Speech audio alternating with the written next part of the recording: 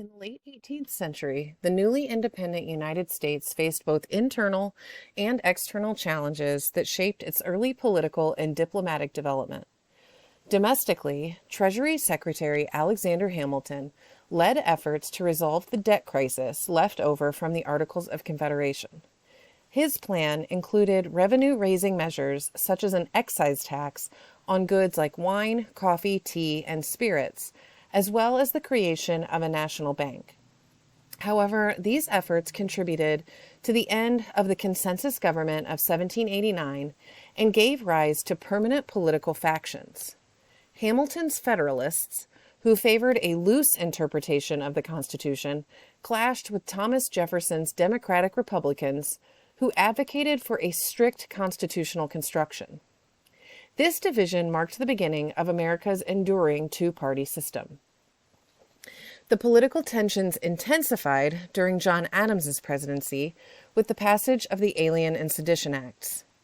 The Sedition Act, in particular, made it illegal to publish false or defamatory statements against the U.S. government or the president, though it notably excluded the vice president, Thomas Jefferson.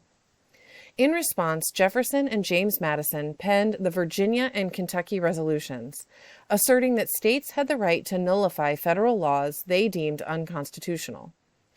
This doctrine of states' rights laid the groundwork for future debates over federal versus state power.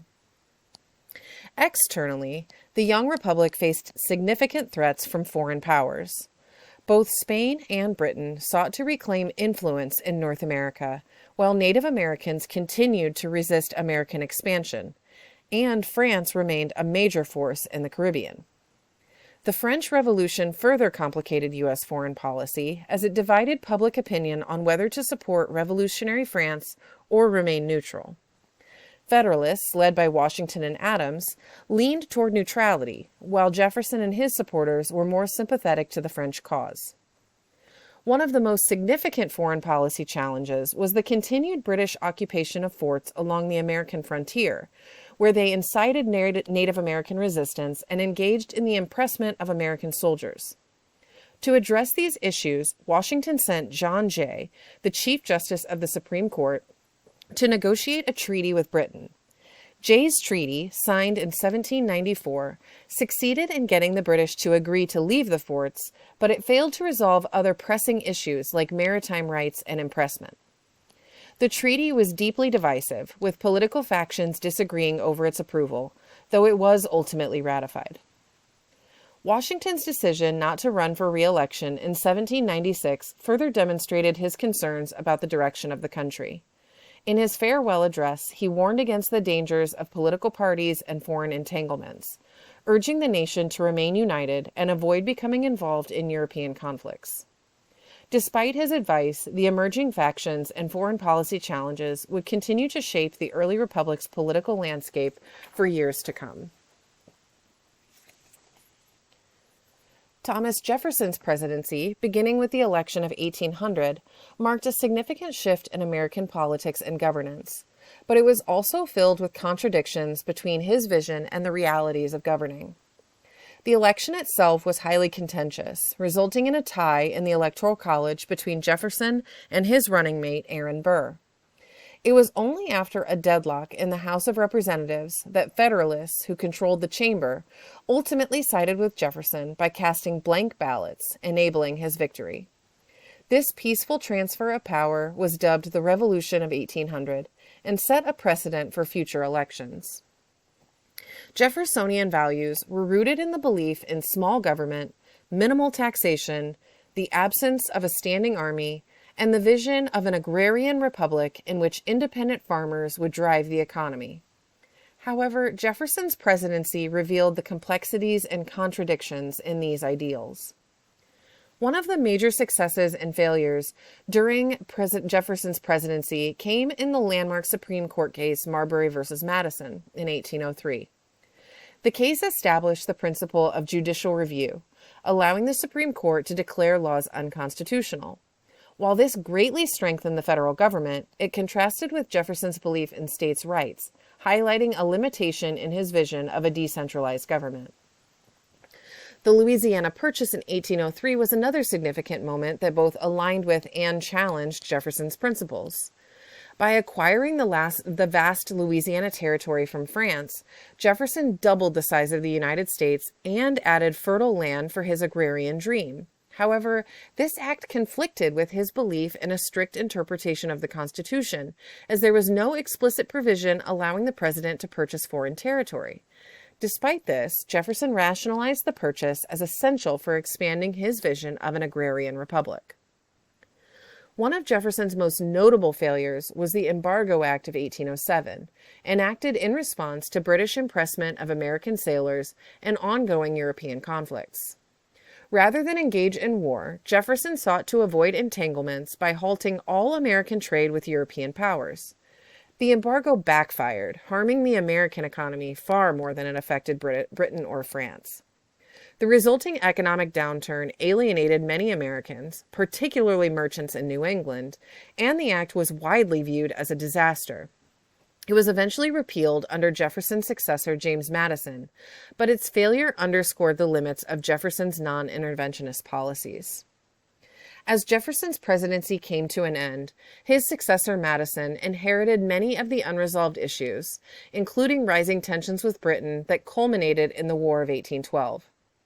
Often called the Second Revolution, this war saw the British burn the White House and highlighted the vulnerability of Jefferson's policy of a limited military. While the Treaty of Ghent that ended the war brought no major territorial changes, the war did result in the demise of the Federalist Party after the Hartford Convention, and it elevated Andrew Jackson to national prominence following his victory at the Battle of New Orleans. In the end, Jefferson's presidency was a blend of successes and failures. His vision for a small agrarian republic clashed with the demands of governance and international diplomacy, leading to policies that at times contradicted his core principles. The market revolution is a term historians use to describe the profound transformation in the North from a society with markets to a fully integrated market economy. This shift was fueled by significant improvements in transportation, which linked Western agricultural areas with Eastern industrial markets and vice versa. These transportation advancements were crucial in making a market society physically possible, as they drastically reduced the cost of shipping surplus crops and goods. Internal improvements played a pivotal role in this transformation. State governments funded and completed more efficient roads, canals, and eventually railroads, which facilitated the movement of goods across regions. One of the earliest and most significant projects was the construction of the National Road, which made it easier for settlers and merchants to travel westward. Although the cost of transportation remained relatively high, this road was a critical first step in connecting the country's interior to its coastal markets.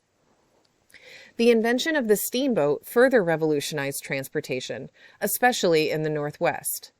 Flat-bottom steamboats were designed to navigate the low water level of rivers, making commercial agriculture viable in regions previously too isolated to benefit from large-scale farming.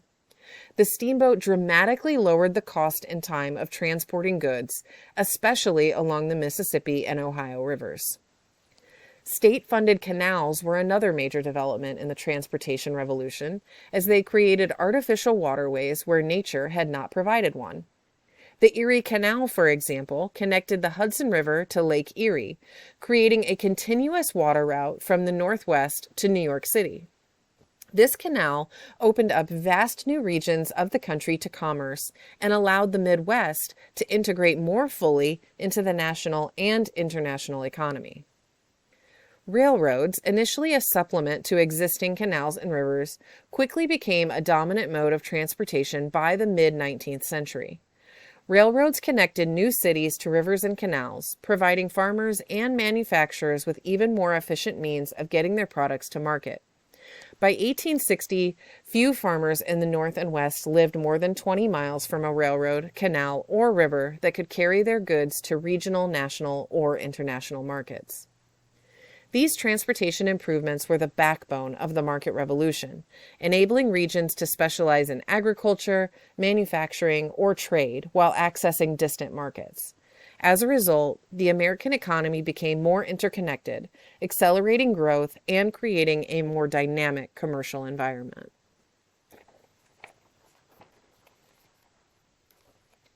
The rapid growth of new cities and factory towns in the early 19th century was closely tied to the expansion of the market revolution, which created new opportunities for both agricultural and industrial development.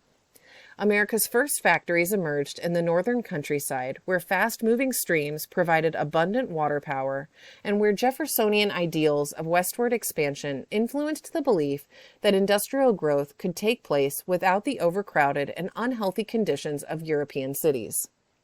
The combination of natural resources and economic ambition led to the establishment of early factory systems in New England, especially centered around textile production. One of the earliest factory models was the Rhode Island system, which introduced a family system of labor. Factory owners built entire villages around their mills, including company-owned farmland that was rented to the fathers and husbands of the mill workers. This system was designed to incorporate the family unit into the factory's operation while maintaining tight control over the workforce. Owners supervised the workers closely, prohibiting behaviors like drinking and other conduct deemed disruptive, in an effort to maintain a disciplined and productive workforce. A different model, the Waltham-Lowell system, took shape in New England, especially in Massachusetts. This system was highly capitalized and fully mechanized, allowing the factories to transform raw cotton into finished cloth with minimal need for skilled labor. In contrast to the family-based Rhode Island system, the Waltham-Lowell system relied on young, single women recruited from northern New England farms. These women, known as the Lowell Mill Girls, lived in boarding houses provided by the factories, which enforced strict rules of conduct both at work and in their private lives. The factories of the northern countryside were a product of both technological innovation and social engineering. By drawing on rural labor, offering housing, and promoting strict moral codes, factory owners sought to maximize productivity while avoiding the pitfalls of urban industrialization seen in Europe. This combination of factors made the northern countryside the birthplace of America's first factories, laying the foundation for the nation's future industrial growth.